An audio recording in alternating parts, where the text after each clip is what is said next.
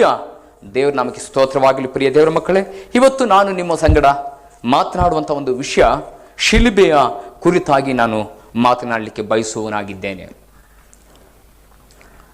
ಶಿಲುಬೆ ಅಂದರೆ ಅನೇಕರಿಗೆ ಜ್ಞಾಪಕವಾಗಂಥದ್ದು. ಇದು ಕ್ರೈಸ್ತರ ಒಂದು ಸಂಕೇತ. ಶಿಲುಬೆ ಅನ್ನುವುದಾದರೆ ಯೇಸು ಸ್ವಾಮಿ ಆ ಶಿಲುಬೆ ಮೇಲೆ ಮರಣಿಸಿದಂಥ ಒಂದು ನೆನಪನ್ನು ತಂದುಕೊಳ್ಳುವಂಥ ಒಂದು ಚಿಹ್ನೆಯಾಗಿದೆ. ಪ್ರಿಯ ದೇವರ ಮಕ್ಕಳೇ, ಅನೇಕರು ಸಹ ಈ ಒಂದು ಶಿಲುಬೆಯನ್ನು ಸಹ ತನ್ನ ಕೊರಳಿಗೆ ಹಾಕಿಕೊಳ್ಳುವಂಥದ್ದು, ಅನೇಕರು ಈ ಶಿಲುಬೆಯಲ್ಲಿ ಜಪ ಸರ ಮಾಡಿ ಜಪ ಮಾಡುವಂಥದ್ದನ್ನು ನಾವು ಗಮನಿಸ್ತಿದ್ದೀವಿ. ಆದರೆ ನಾವು ಇವತ್ತು ಕಲಿಯಬೇಕಂತ ಒಂದು ವಿಷಯ ಏನಂತ ಹೇಳಿದ್ರೆ, ಶಿಲುಬೆ ಅಂದರೆ ಏನು?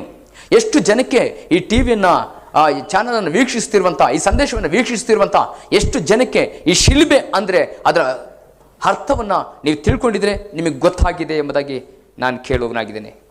ಅದರ ಬಗ್ಗೆ ನಿಮಗೆ ಗೊತ್ತಾಗಿರಲಿಲ್ಲ ಅಂತ ಹೇಳಿದ್ರೆ ನಾನಿವತ್ತು ನಿಮಗೆ ಆ ಶಿಲುಬೆಯ ಕುರಿತಾಗಿ ನಾನು ನಿಮ್ಮ ಮುಂದೆ ಹಂಚಿಕೊಳ್ಳಲಿಕ್ಕೆ ಬಯಸ್ತೇನೆ. ಪ್ರಿಯ ದೇವರ ಮಕ್ಕಳೇ, ಶಿಲುಬೆ ಅನ್ನುವಂಥದ್ದು ಅಂದರೆ ಅದು ಒಂದು ಶಿಕ್ಷೆಯಾಗಿದೆ ಅಂತ ನಾವು ನೋಡ್ತಾ ಇದ್ದೀವಿ.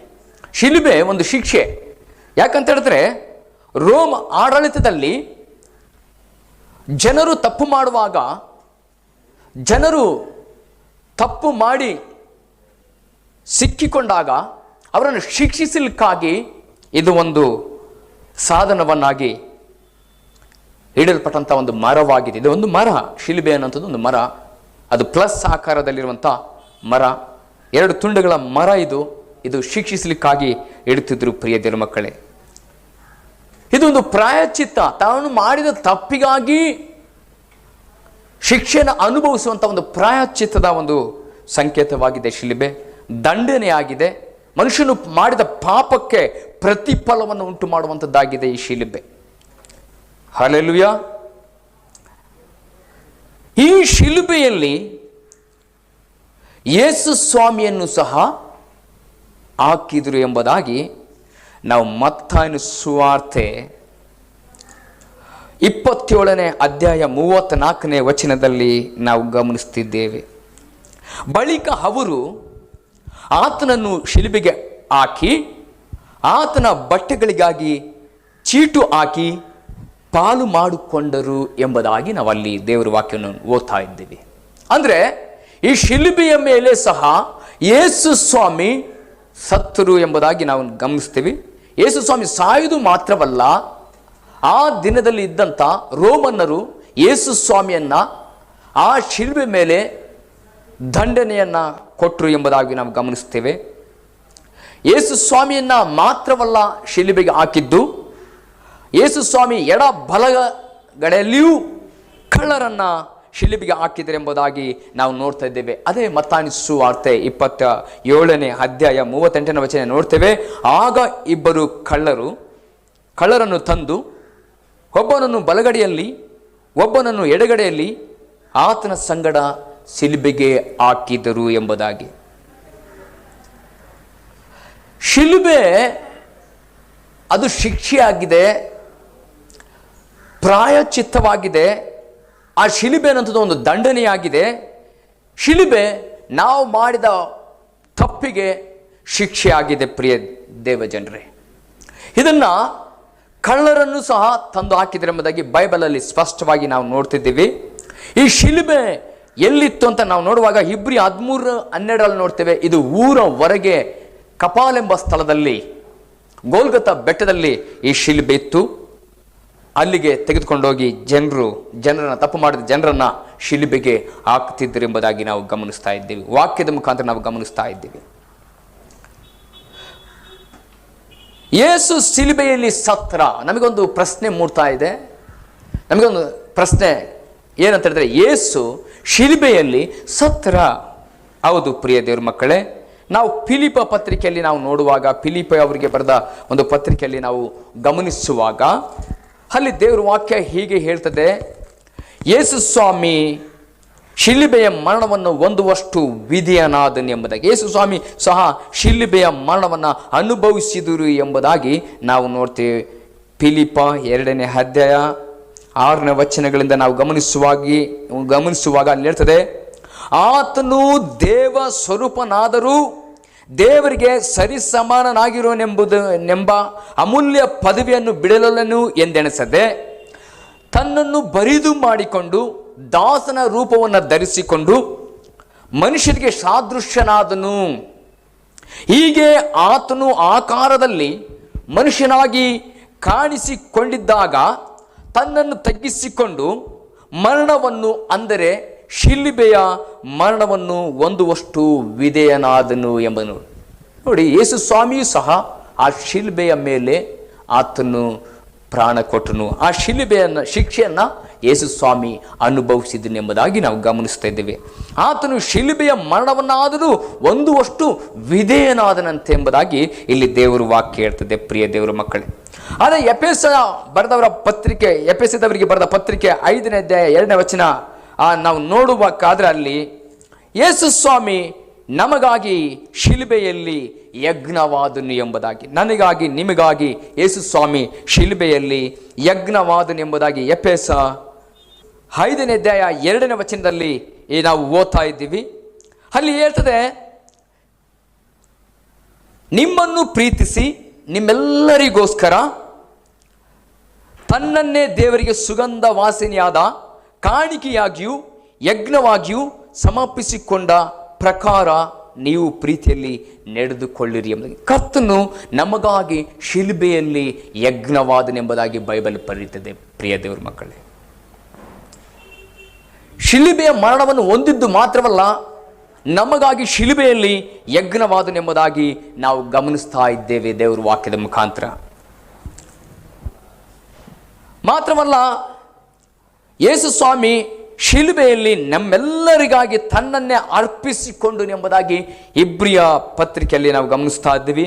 ಇಬ್ರಿಯ 7ನೇ ಅಧ್ಯಾಯ 22ನೇ ವಚನಗಳಲ್ಲಿ ನಾವು ಗಮನಿಸುವಾಗ ಅಲ್ಲಿ ದೇವರ ವಾಕ್ಯ ಹೇಳ್ತದೆ, ಏನಂತ ಹೇಳಿದ್ರೆ, ಯೇಸು ನಮ್ಮೆಲ್ಲರಿಗಾಗಿ ತನ್ನನ್ನೇ ತಾನು ಅರ್ಪಿಸಿಕೊಂಡನು ಎಂಬುದಾಗಿ. ಮಾತ್ರವಲ್ಲ, ಈ ಶಿಲುಬೆಯಲ್ಲಿ ಯೇಸು ಸ್ವಾಮಿ ತೂಗ ಹಾಕಲ್ಪಡುವಂಥದ್ದು, ಇಲ್ಲ ಮರಣವನ್ನು ಅರ್ಪಿಸುವಂಥದ್ದು ತಂದೆಯ ಚಿತ್ತವಾಗಿತ್ತು ಎಂಬುದಾಗಿ ಇಬ್ರಿಯ 10ನೇ ಅಧ್ಯಾಯ 10ನೇ ವಚನಗಳಲ್ಲಿ ನಾವು ಗಮನಿಸ್ತಾ ಇದ್ದೀವಿ. ಅದೇ ಯೇಸು ಸ್ವಾಮಿ ಶಿಲುಬೆಯ ಮರಣವನ್ನು ಆತನು ಸಹಿಸಿಕೊಂಡನೆಂಬುದಾಗಿ ಇಬ್ರಿಯ 12:10 ನಾವು ಗಮನಿಸ್ತಾ ಇದ್ದೇವೆ. ಹಲ್ಲೆಲೂಯ. ಮಾತ್ರವಲ್ಲ, ಇಬ್ರಿಯ 9ನೇ ಅಧ್ಯಾಯ ಈ ಒಂದು 24ನೇ ವಚನ, ಇಬ್ರಿಯ 10:12 ನಾವು ಗಮನಿಸುವಾಗ ಯೇಸು ನಮ್ಮ ಪಾಪ ನಿವಾರಣೆಗಾಗಿ ಯಜ್ಞವಾದನು ಎಂಬುದಾಗಿ ನೋಡ್ತೇವೆ. ಖಂಡಿತ ಯೇಸು ಸ್ವಾಮಿ ಶಿಲುಬೆಯಲ್ಲಿ ಸತ್ತನು. ಯೇಸು ಸ್ವಾಮಿ ಶಿಲುಬೆಯಲ್ಲಿ ತೂಗ ಹಾಕಲ್ಪಟ್ಟನು. ಯೇಸು ಸ್ವಾಮಿ ಶಿಲುಬೆಯಲ್ಲಿ ತನ್ನನ್ನೇ ತಾನು ಅರ್ಪಿಸಿಕೊಂಡನು ಎಂಬುದಾಗಿ ನಾವು ನೋಡ್ತಾ ಇದ್ದೇವೆ. ಅವಾಗಲೇ ನಾವು ನೋಡಿದ್ವಿ, ಈ ಶಿಲುಬೆಯ ಒಂದು ಶಿಕ್ಷೆ ಅಂತ ಹೇಳಿದ್ರೆ ತಪ್ಪು ಮಾಡಿದವರಿಗೆ ಮಾತ್ರ ಇದು ಅನ್ವಯಿಸಲ್ಪಡ್ತದೆ ಎಂಬುದಾಗಿ ನಾವು ಗಮನಿಸಿದ್ದೀವಿ. ಹಾಗಾದ್ರೆ ಯೇಸು ಸ್ವಾಮಿ ಯಾಕೆ ಶಿಲುಬೆಯಲ್ಲಿ ಸತ್ತನು? ಹಾಗಾದ್ರೆ ಯೇಸು ಸ್ವಾಮಿ ಪಾಪ ಮಾಡಿದ್ದನ? ಯೇಸು ಸ್ವಾಮಿ ತಪ್ಪು ಮಾಡಿದ್ದನ? ಯಾಕಂದ್ರೆ ಯೇಸು ಸ್ವಾಮಿ ತಪ್ಪು ಮಾಡಿದವರಿಗೆ ಮಾತ್ರ ಶಿಲುಬೆಯಲ್ಲಿ ಹಾಕುವಂತ ಒಂದು ಪದ್ಧತಿ ರೋಮ್ ಸರ್ಕಾರಕ್ಕಿತ್ತು. ಅವತ್ತು ಆ ಶಿಕ್ಷೆಗಾಗಿ ಆ ಒಂದು ಶಿಲುಬೆಯನ್ನು ಇಟ್ಟಿದ್ರು. ಆದ್ರೆ ಯೇಸು ತಪ್ಪು ಮಾಡಿದ್ರ? ಯೇಸು ಸ್ವಾಮಿ ಆ ಶಿಲುಬೆಯಲ್ಲಿ ತೂಗ ಹಾಕಲ್ಪಡಬೇಕಾದ್ರೆ, ಯೇಸು ಸ್ವಾಮಿ ಆ ಶಿಲುಬೆಯ ಶಿಕ್ಷೆನ ಅನುಭವಿಸಬೇಕಾದ್ರೆ, ಹಾಗಾದ್ರೆ ಯೇಸು ಸ್ವಾಮಿ ತಪ್ಪು ಮಾಡಿದ್ರ? ಇವತ್ತು ಈ ಒಂದು ಟಿವಿಯನ್ನು ವೀಕ್ಷಿಸುವಂತ, ಸಂದೇಶವನ್ನು ಕೇಳುವಂತ ನಿಮ್ಮೆಲ್ಲರಿಗೂ ಸಹ ಒಂದು ಪ್ರಶ್ನೆ ಕಾಡಬಹುದು ಈ ರೀತಿಯಾಗಿ. ಆದರೆ ನಾವು ನೋಡ್ತಾ ಇದ್ದೀವಿ, ಯೇಸು ಸ್ವಾಮಿ ಯಾವ ತಪ್ಪು ಮಾಡಲಿಲ್ಲ, ಆತನಲ್ಲಿ ಯಾವ ತಪ್ಪು ಇರಲಿಲ್ಲ. ಇಬ್ರಿಯ 4:15 ನಾವು ಗಮನಿಸುವಾಗ ಆತನು ಪಾಪ ಮಾಡಲಿಲ್ಲವೆಂಬುದಾಗಿ ನಾವು ಬರೆಯಲ್ಪಟ್ಟಿದೆ ಅಲ್ಲಿ ದೇವರ ವಾಕ್ಯ. ಆತನು ಪಾಪ ಮಾಡಲಿಲ್ಲ ಎಂಬುದಾಗಿ ಅಲ್ಲಿ ಸ್ಪಷ್ಟವಾಗಿ ಇಬ್ರಿಯ ಪತ್ರಿಕೆಯಲ್ಲಿ 4ನೇ ಅಧ್ಯಾಯ 15ನೇ ವಚನದಲ್ಲಿ ಬರೆಯಲ್ಪಟ್ಟಿದೆ. ಪ್ರಿಯ ದೇವರ ಮಕ್ಕಳೇ, ಅದೇ ಇಬ್ರಿಯ 7ನೇ ಅಧ್ಯಾಯ 26-27ನೇ ವಚನಗಳನ್ನು ನಾವು ನೋಡುವಾಗ ಆತನು ಪರಿಶುದ್ಧನು, ನಿರ್ದೋಷಿಯು ನಿಷ್ಕಳಂಕನಾಗಿದ್ದನು. ಆತನಲ್ಲಿ ಯಾವ ತಪ್ಪಾಗಲಿ, ಪಾಪವಾಗಲಿ, ಯಾವ ಒಂದು ಅನೀತಿ ಆಗಲಿ, ಯಾವುದೇ ರೀತಿಯಲ್ಲಿ ಆತನಲ್ಲಿ ತಪ್ಪುಗಳು ಇರಲಿಲ್ಲ. ಆತನು ಪರಿಶುದ್ಧನಾಗಿದ್ದನು. ಅಶುದ್ಧತೆ ಅನ್ನೋಂಥದ್ದು ಆತನಲ್ಲಿ ಇರಲಿಲ್ಲ. ಆತನು ನಿಷ್ಕಳಂಕನಾಗಿದ್ದನು. ಆತನು ನಿಂದಾರಹಿತನಾಗಿದ್ದನು. ಆತನು ಪಾಪ ರಹಿತನಾಗಿದ್ದನು. ಆತನು ಪ್ರಿಯ ದೇವರ ಮಕ್ಕಳೇ, ಹಲ್ಲೆಲೂಯಾ.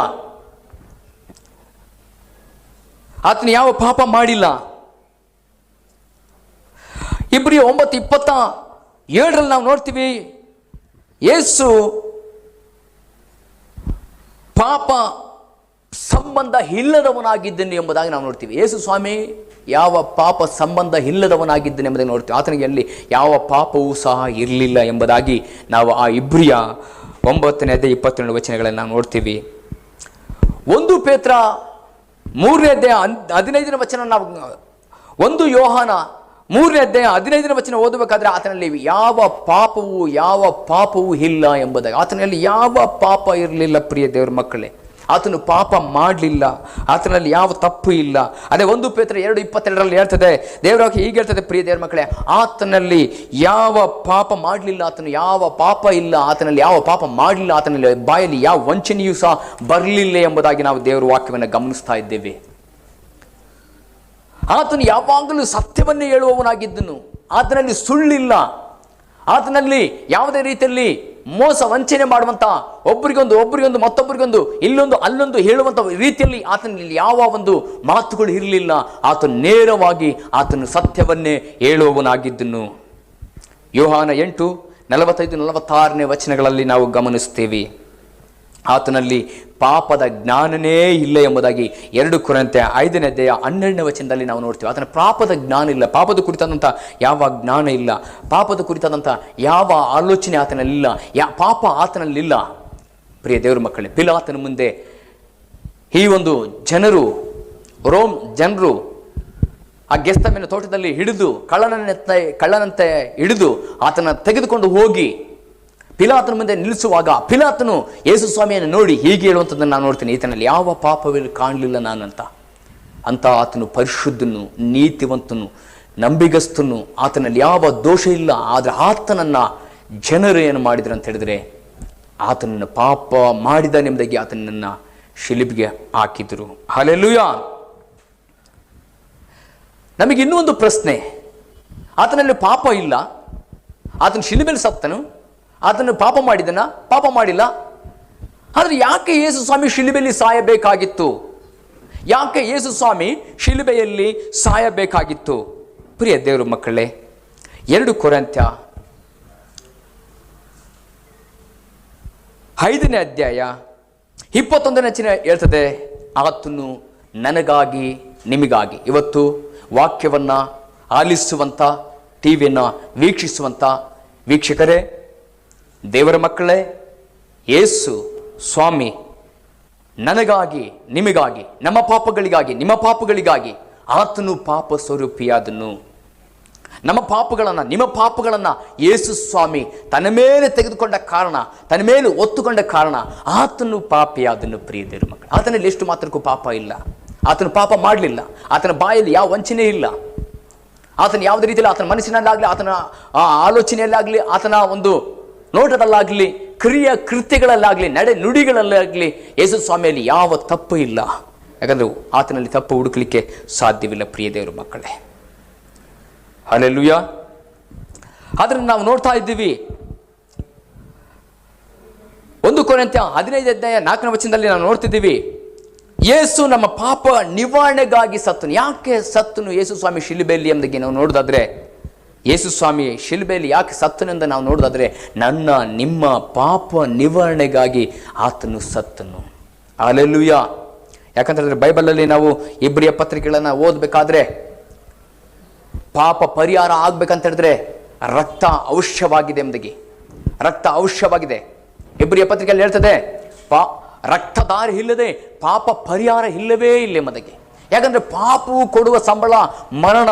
ಇವತ್ತು ಪ್ರತಿಯೊಬ್ಬ ಮನುಷ್ಯನು ಪಾಪ ಮಾಡಿದ್ದಾನೆ. ಯಾವ ರೀತಿ? ತಮ್ಮ ಆಲೋಚನೆ ಮುಖಾಂತರ, ನೋಡೋದ್ರ ಮುಖಾಂತರ, ಮಾತನಾಡೋದ್ರ ಮುಖಾಂತರ, ಹೊಟ್ಟೆ ಕಿಚ್ಚು, ಒಬ್ರಿಗೂ ಕಂಡ್ರೆ ಒಬ್ರು ಆಗದಿರುವಂಥದ್ದು, ಇನ್ನೊಬ್ಬರನ್ನು ಬೈಯುವಂಥದ್ದು, ಇನ್ನೊಬ್ಬರು ಉತ್ತಮವಾದ ರೀತಿಯಲ್ಲಿ ಬಂದರೆ ಸಹಿಸ್ಕೊಳ್ಳೋಕ್ಕಾಗದೇ ಇರುವಂಥದ್ದು, ಚಾಡಿ ಹೇಳುವಂಥದ್ದು, ಮೋಸ ವಂಚನೆ ಮಾಡುವಂಥದ್ದು, ಕಳ್ಳತನ ಮಾಡುವಂಥದ್ದು, ಇದು ಲೌಕಿಕವಾದಂಥ ಒಂದು ರೀತಿಯ ಒಂದು ಶಾರೀರಿಕವಾಗಿ ಲೌಕಿಕವಾದಂಥ ಒಂದು ಪಾಪ.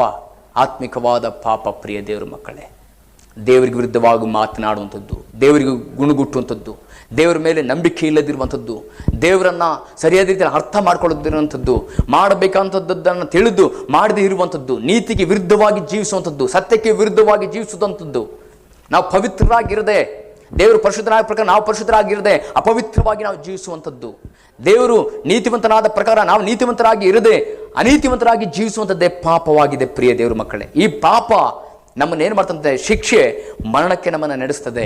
ಈ ಮರಣದಿಂದ ಪಾರು ಮಾಡಲಿಕ್ಕಾಗಿ ಯೇಸು ಸ್ವಾಮಿ ಈ ಲೋಕಕ್ಕೆ ಬಂದನು. ಆತನು ನಮ್ಮ ಪಾಪಗಳ ನಿವಾರಣೆಗಾಗಿ ಸತ್ತನು ಎಂಬುದಾಗಿ ನಾವು ನೋಡ್ತಿದ್ದೇವೆ ಪ್ರಿಯ ದೇವರ ಮಕ್ಕಳೇ. ಗಲಾತ್ಯ 3ನೇ ಅಧ್ಯಾಯ 13-14 ನೋಡ್ತಿದ್ದೇವೆ. ಮರದ ಆ ಮೇಲೆ ತೂಗ ಹಾಕಲ್ಪಟ್ಟ ಪ್ರತಿಯೊಬ್ಬನು ಶಾಪಗ್ರಸ್ತನಂತ. ಯೇಸು ಸ್ವಾಮಿ ನನಗಾಗಿ ನಿಮಗಾಗಿ ಆ ಶಿಲುಬೆಯಲ್ಲಿ ನಮ್ಮ ಪಾಪ ನಮ್ಮ ಶಾಪ ಹೊತ್ತುಕೊಂಡು ಆತನು ಶಾಪಗ್ರಸ್ತನಾದನು. ಹಲ್ಲೆಲೂಯಾ. ನಾವು ಅನುಭವಿಸಬೇಕಂತ ಶಿಕ್ಷೆಯನ್ನ ಯೇಸು ತನ್ನ ಶಿಲುಬೆಯ ಮೇಲೆ ಅನುಭವಿಸಿದನು ಪ್ರಿಯ ದೇವರ ಮಕ್ಕಳೇ. ಆತನು ಶಿಲುಬೆಯಲ್ಲಿ ಸಾಯ್ದಿದ್ರೆ ನಮಗೆ ಪರಿಹಾರ ಇಲ್ಲ, ನಮಗೆ ಪಾಪ ಪರಿಹಾರ ಇಲ್ಲ ಪ್ರಿಯ ದೇವರ ಮಕ್ಕಳೇ. ಯೇಸು ಸ್ವಾಮಿ ಯಾಕೆ ಶಿಲುಬೆಯಲ್ಲಿ ಸತ್ತನೆ ಅಂತ ಹೇಳೋದಾದ್ರೆ, ಆತನು ನಮ್ಮನ್ನು ನೀತಿವಂತರನ್ನಾಗಿ ಮಾಡಲಿಕ್ಕಾಗಿ, ನಮ್ಮನ್ನು ಪರಿಶುದ್ಧರನ್ನಾಗಿ ಮಾಡಲಿಕ್ಕಾಗಿ, ನಮ್ಮನ್ನು ನೀತಿವಂತರನ್ನಾಗಿ ಮಾಡಲಿಕ್ಕಾಗಿ ಯೇಸು ಸ್ವಾಮಿ ಶಿಲುಬೆಯಲ್ಲಿ ಸತ್ತನು. ಯೇಸು ಸ್ವಾಮಿ ರೋಮ 4:25 ಹೇಳ್ತದೆ, ಯೇಸು ಸ್ವಾಮಿ ನಮ್ಮ ಅಪರಾಧಗಳ ನಿಮಿತ್ತವಾಗಿ ಸತ್ತಂತೆ, ನಮ್ಮ ಅಪರಾಧಗಳ ನಿಮಿತ್ತವಾಗಿ ಸತ್ತನು ಎಂಬುದಾಗಿ ನಾವು ನೋಡ್ತಾ ಇದ್ದೀವಿ ಪ್ರಿಯ ದೇವರ ಮಕ್ಕಳೇ. ಯೇಸು ಸ್ವಾಮಿ ಯಾಕೆ ಸತ್ತನು ಎಂಬುದಾಗಿ ನಾವು ಗಮನಿಸುವುದಾದ್ರೆ, ರೋಮ 4:25 ಅಲ್ಲೇ ಹೇಳ್ತದೆ, ದೇವರು ಯೇಸು ಸ್ವಾಮಿಯನ್ನು ಶಿಲುಬೆಯಲ್ಲಿ ಸಾಯಬೇಕನ್ನೋದು ಆತನ ಚಿತ್ತವಾಗಿತ್ತು. ಯಾಕಂತ ಹೇಳಿದ್ರೆ ದೇವರ ವಾಕ್ಯದಲ್ಲಿ ರೋಮ ಪತ್ರಿಕೆಯಲ್ಲಿ 3:24 ಪ್ರಕಾರವಾಗಿ ಎಲ್ಲರೂ ಪಾಪ ಮಾಡಿ ದೇವರ ಮಹಿಮೆಯನ್ನು ಹೊಂದದೆ ಹೋಗಿದ್ದರು. ಹಲ್ಲೆಲೂಯಾ. ತಿರುಗಿ ಅವರನ್ನ ದೇವರ ಸನ್ನಿಧಾನಕ್ಕೆ ಕರೆತರಲಿಕ್ಕಾಗಿ ಯೇಸು ಸ್ವಾಮಿಯನ್ನು ಈ ಭೂಮಿ ಮೇಲೆ ತಂದೆಯಾದ ದೇವರು ಕಳಿಸಿ ಆ ಶಿಲುಬೆಯಲ್ಲಿ ಪ್ರಾಣ ಕೊಡೋದ್ರ ಮುಖಾಂತರ ಯಜ್ಞವಾಗಿ ಅರ್ಪಿಸೋದ್ರ ಮುಖಾಂತರವಾಗಿ ನಮಗೆ ಪಾಪ ಪರಿಹಾರ ಉಂಟಾಗಿದೆ. ಯಾಕಂತ ಹೇಳಿದ್ರೆ ಆದಿಯಲ್ಲಿ ನಾವು ನೋಡುವಾಗ ಅದಾಮ ಅವ್ವಳ ಪಾಪದ ನಿಮಿತ್ತವಾಗಿ ಇಡೀ ಆ ಪಾಪ ಅನ್ನೋಂಥದ್ದು ಮಾನವ ಕುಲಕ್ಕೆ ಅದು ಹಂಚಿಕೊಳ್ತು. ಒಬ್ಬನ ಪಾಪದಿಂದ ಅವಿದ್ಯತ್ವದಿಂದ ಒಂದು ಪಾಪ ಉಂಟಾಯಿತು, ಒಬ್ಬನ ವಿಧಿಯತ್ವದಿಂದ ಅದು ನೀತಿವಂತರಾದರು ಎಂಬುದಾಗಿ ನೋಡುತ್ತೇವೆ. ಯೇಸು ಸ್ವಾಮಿಯನ್ನ ದೇವರು ಈ ಲೋಕಕ್ಕೆ ನಮ್ಮ ಪಾಪ ಪರಿಹಾರಕ್ಕಾಗಿ ಯಜ್ಞದ ಕುರಿಯಾಗಿ ಆತನನ್ನು ಕಳಿಸಿಕೊಟ್ಟನು ಪ್ರಿಯ ದೇವರ ಮಕ್ಕಳೇ. ಹೌದು, ಈ ಒಂದು ವಾಕ್ಯವನ್ನು ಆಲಿಸುವಂತ ಪ್ರಿಯರೇ, ಯೇಸು ಸ್ವಾಮಿಯ ಮರಣದಿಂದ ನಮಗುಂಟಾದಂಥ ಪ್ರಯೋಜನವಾದರೆ ಏನು ಎಂಬುದಾಗಿ ನಾವು ಗಮನಿಸುವುದಾದರೆ, ಕೊನೆಯದಾಗಿ ತಂದೆ ಚಿತ್ತ ನೆರವೇರಬೇಕಾಗಿತ್ತು. ಮಾತ್ರಲ್ಲ, ಯಾವ ಆದಿಕಾಂಡದಲ್ಲಿ ಅದಾಮ ಮತ್ತು ಅವಳ ಮುಖಾಂತರ ಮಾಡಿದ ಪಾಪದ ನಿಮಿತ್ತವಾಗಿ ಯಾವಾಗ ತಂದೆಯೊಂದಿಗಿದ್ದಂಥ ಸಂಬಂಧ, ಅನ್ಯೋನ್ಯತೆ, ಆ ಒಂದು ಒಡನಾಟ ಮುರಿಯಲ್ಪಟ್ಟಿತ್ತೋ, ಆ ಮುರಿಯಲ್ಪಟ್ಟಂಥ ಆ ಸಂಬಂಧವನ್ನು ತಿರುಗಿ ಯೇಸು ಸ್ವಾಮಿ ಒಂದು ಮಾಡಲಿಕ್ಕಾಗಿ ಈ ಭೂಮಿಗೆ ಬಂದು ಆ ಶಿಲುಬೆಯಲ್ಲಿ ಸತ್ತನು. ಯೇಸು ಸ್ವಾಮಿ ಆ ಶಿಲುಬೆಯಲ್ಲಿ ಸಾಯೋದ್ರ ಮುಖಾಂತರವಾಗಿ ನಮ್ಮ ಪಾಪಗಳು ಶುದ್ಧಿ ಆಯಿತು. ಯಾಕಂದರೆ ಯೇಸುವಿನ ರಕ್ತವು ಸಕಲ ಪಾಪವನ್ನು ನಿವಾರಣೆ ಮಾಡಿ ನಮ್ಮನ್ನು ಶುದ್ಧಿ ಮಾಡ್ತದೆ ಎಂಬುದಾಗಿ 1 ಯೋಹಾನನ ಪತ್ರಿಕೆ 1:7 ನಾವು ಗಮನಿಸ್ತಾ ಇದ್ದೀವಿ ಪ್ರಿಯ ದೇವರ ಮಕ್ಕಳೇ. ಯೇಸುವಿನ ಶಿಲುಬೆಯ ಮರಣದ ಮುಖಾಂತರವಾಗಿ ನಮಗೆ ರಕ್ಷಣೆ ಉಂಟಾಯಿತು ಎಂಬುದನ್ನು ನಾವು ಗಮನಿಸ್ತಾ ಇದ್ದೇವೆ. ಯೇಸುವಿನ ಶಿಲುಬೆಯ ಮರಣದ ಮುಖಾಂತರವಾಗಿ ನಮ್ಮ ಶಾಪಗಳು ನೀಗಲ್ಪಟ್ಟು ಬಿಡುಗಡೆ ಆಯಿತು ಎಂಬುದನ್ನು ನಾವು ನೋಡ್ತಾ ಇದ್ದೇವೆ. ಯೇಸುವಿನ ಮರಣದ ಮುಖಾಂತರವಾಗಿ, ಶಿಲುಬೆಯ ಮರಣದ ಮುಖಾಂತರವಾಗಿ ನಮ್ಮ ಪಾಪಗಳು ಪರಿಹಾರವಾಗಿ ಪರಿಶುದ್ಧರನ್ನಾಗಿ ನಮ್ಮನ್ನು ಮಾಡಿತು ಎಂಬುದನ್ನು ನೋಡ್ತಾ ಇದ್ದೇವೆ. ಆ ಶಿಲುಬೆಯ ಮರಣ ಕಲ್ವಾರಿ ಪ್ರೀತಿಯ ಕಡೆಗೆ ನಮ್ಮನ್ನು ನಡೆಸುತ್ತೆ ಎಂಬುದಾಗಿ ನಾವು ಗಮನಿಸ್ತಾ ಇದ್ದೇವೆ. ಯೇಸು ನಮಗಾಗಿ ತನ್ನನ್ನು ತ್ಯಾಗ ಮಾಡಿಕೊಂಡು, ಬರಿದು ಮಾಡಿಕೊಂಡು, ದಾಸನ ರೂಪವನ್ನು ಧರಿಸಿಕೊಂಡು ಈ ಭೂಮಿಯಲ್ಲಿ ಸಾದೃಶ್ಯನಾದನು. ಯಾಕಂದರೆ ಆತನ ಪ್ರೀತಿ ಮನುಷ್ಯನ ಮಟ್ಟಕ್ಕೂ ಬರುವಂಥದ್ದಾಗಿತ್ತು ಪ್ರಿಯ ದೇವರ ಮಕ್ಕಳೇ. ಹಲ್ಲೆಲೂಯಾ. ಯೇಸು ಸ್ವಾಮಿ ನಮ್ಮನ್ನು ಬಿಡಿಸೋದಕ್ಕೋಸ್ಕರವಾಗಿ ಕಷ್ಟಗಳನ್ನು, ನಷ್ಟಗಳನ್ನು, ನೋವುಗಳನ್ನು ಅನುಭವಿಸಿ ನಮ್ಮೆಲ್ಲ ಕಷ್ಟ, ನೋವು, ನಲಿವುಗಳನ್ನು ತನ್ನ ದೇಹದ ಮೇಲೆ ಹೊತ್ತುಕೊಂಡು ಶಿಲುಬೆಯಲ್ಲಿ ತೀರಿಸಿದನು. ಹಲ್ಲೆಲೂಯಾ. ಹೌದು ಪ್ರಿಯ ದೇವರ ಮಕ್ಕಳೇ, ಸೈತಾನನ ಕಾರ್ಯಗಳನ್ನು ಲಯ ಮಾಡಲಿಕ್ಕಾಗಿ ಯೇಸು ಸ್ವಾಮಿ ಈ ಲೋಕಕ್ಕೆ ಬಂದನು. ಶಿಲುಬೆಯ ಮುಖಾಂತರವಾಗಿ, ಶಿಲುಬೆಯ ಮರಣದ ಮುಖಾಂತರವಾಗಿ ಸೈತಾನನ ತಲೆಯನ್ನು ಜಜ್ಜಿದನು. ಆತನ ವಿಷದ ಕೊಂಡಿಯನ್ನು, ಸೈತಾನ ವಿಷದ ಕೊಂಡಿಯನ್ನು ಮುರಿದನು. ಯಾಕಂದರೆ ಯೇಸು ಸ್ವಾಮಿ ಈ ಭೂಮಿ ಮೇಲೆ ಬರುವಂಥದ್ದು ನನಗಾಗಿ ನಿಮಗಾಗಿ ಆಗಿದೆ ಪ್ರಿಯ ದೇವರ ಮಕ್ಕಳೇ. ಮಾತ್ರವಲ್ಲ, ಯೇಸು ಸ್ವಾಮಿ ಶಿಲುಬೆಯಲ್ಲಿ ಸಾಯುವುದು ನಮ್ಮ ಬಿಡುಗಡೆಗಾಗಿದೆ. ಹೌದು, ಶಿಲುಬೆ ಅಂತ ಹೇಳಿದ್ರೆ ಅದು ಶಿಕ್ಷೆ ಆಗಿದೆ. ಯೇಸು ಸ್ವಾಮಿನ ಶಿಲುಬೆಯಲ್ಲಿ ಹಾಕಿದರು, ಕಳ್ಳರನ್ನ ಶಿಲುಬೆಯಲ್ಲಿ ಹಾಕಿದರು. ತಂದೆಯಾದ ದೇವರು ಆತನನ್ನು ಶಿಲುಬೆಯಲ್ಲಿ ಜಡಿಯುವಂಥದ್ದು ಆತನ ಚಿತ್ತವಾಗಿತ್ತು. ಯೇಸು ಸ್ವಾಮಿ ಆ ಶಿಲುಬೆ ಮೇಲೆ ಸತ್ತನು, ಆ ಮರಣವನ್ನು ಅನುಭವಿಸಿದನು. ಆದರೆ ಆತನಲ್ಲಿ ಯಾವ ಪಾಪ ಇರಲಿಲ್ಲ ಪ್ರಿಯ ದೇವರ ಮಕ್ಕಳೇ, ಯಾವ ಪಾಪ ಮಾಡಲಿಲ್ಲ. ಆತನು ಪರಿಶುದ್ಧನಾದನು. ಆದರೆ ಯೇಸು ಸ್ವಾಮಿ ಯಾಕೆ ಶಿಲುಬೆ ಮೇಲೆ ಸತ್ತನು ಅಂತ ಹೇಳಿದ್ರೆ, ನಮ್ಮ ಪಾಪ ನಿಮ್ಮ ಪಾಪ ಪರಿಹಾರಕ್ಕಾಗಿ ಯೇಸು ಸ್ವಾಮಿ ಸತ್ತನು. ಯಾಕಂದರೆ ನಮ್ಮನ್ನು ತಿರುಗಿ ತಂದೆಯೊಂದಿಗೆ ಒಂದು ಮಾಡಲಿಕ್ಕಾಗಿ. ಪ್ರಿಯ ದೇವರ ಮಕ್ಕಳೇ, ನಾವು ಈ ವಾಕ್ಯವನ್ನು ಕೇಳಿದಂಥ ನಾವು ಒಂದು ನಿಮಿಷ ನಮ್ಮ ತಲೆಗಳನ್ನು ಬಾಗಿಸಿಕೊಳ್ಳೋಣ. ಆ ಶಿಲುಬೆ ಮುಂದೆ ನಮ್ಮನ್ನು ತರೋಣ. ಆ ಶಿಲುಬೆ ನಮಗೆ ಇಲ್ಲದಿದ್ದರೆ, ಆ ಶಿಲುಬೆ ಮರಣ ಯೇಸು ಸ್ವಾಮಿ ಹೊಂದಲಿಲ್ಲ ಅಂತ ಹೇಳಿದ್ರೆ ಇವತ್ತು ನಮಗೆ ಪಾಪ ಪರಿಹಾರ ಇರಲಿಲ್ಲ, ನಮಗೆ ನಿತ್ಯ ಜೀವ ಇರಲಿಲ್ಲ, ನಮಗೆ ನಿತ್ಯ ರಕ್ಷಣೆ ಇರಲಿಲ್ಲ.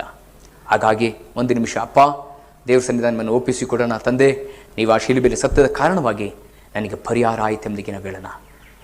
ಈ ವಾಕ್ಯವನ್ನು ಆಲಿಸಿದಂಥ ಪ್ರತಿಯೊಬ್ಬರು ನಿಮ್ಮನ್ನು ದೇವರ ಮುಂದೆ ಸಮರ್ಪಿಸ್ಕೊಳ್ರಿ, ಒಪ್ಪಿಸ್ಕೊಳ್ರಿ.